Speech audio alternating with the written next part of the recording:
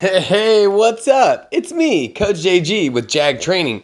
Let's get started with a warm-up. Today we're going to take our time as we warm up to get any stiffness or coldness out of our muscles that we may have taken over the past couple days. The first will be an external internal hip rotation. After that, we'll have an iso sumo sway, get nice and low, swaying back and forward. Then we're going to bring it down to our knees, extending our hips as much as we can, squeezing those glutes, holding our heels as we press those hips forward. Let that head hang back a little bit, but don't let it hang back too much where you're losing control of your neck. Next, we're going to bring it into a rolling push-up. Start up in that downward dog position, slide your chest towards the ground, and then push it up into the cobra position. After that, we're going to bring it down for some crunches. You don't have to go too high, but roll up one vertebrae at a time and go nice and slow to feel each muscle activate. Last, we'll go ahead and get some jumping jacks to warm up that heart. We got 20 to 30 seconds each for 2 rounds. If you're not quite warm, hit a third round. Now let's go ahead and start part number 1 with some squat jumps. Like I said, make sure you're warm before we take off.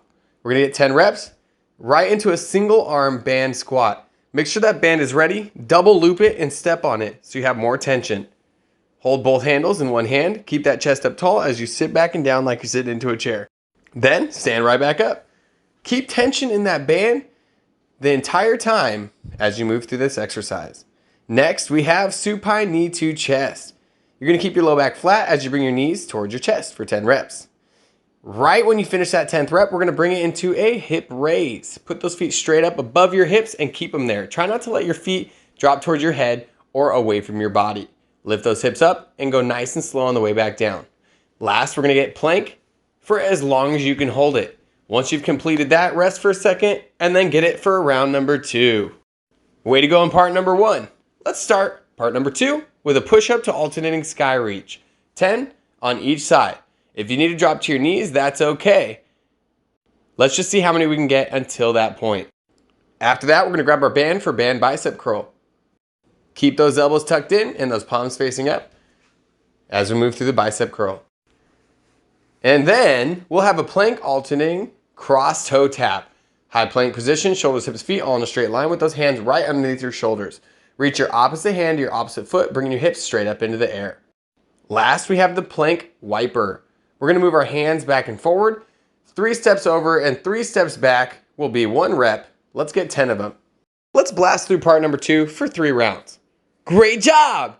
Let's get cooled down, starting with the chest stretch. Pull your shoulder blades back and together and keep those shoulders down and tucked away. After that, we're going to have a single leg calf stretch. Push your heel into the ground and lean slightly forward. Next, go ahead and take a seat on our booties. Feet out straight, knees straight as well. You're going to stretch down towards your toes, keeping your low back in a nice flat position. If you want to stretch your back out a little bit, it's okay to round the low back. Just make sure we're not going too fast as we move through that and we're not ever using any resistance. And now we have the butterfly. Let the muscles in your legs pull your knees down to the side. Don't press them down with your elbows and hold on to your shoelaces, not your toes. Last, we have the figure 4. Get 1 foot up to the opposite knee. Pull behind that knee, shoulders and hips flat. Have a good one.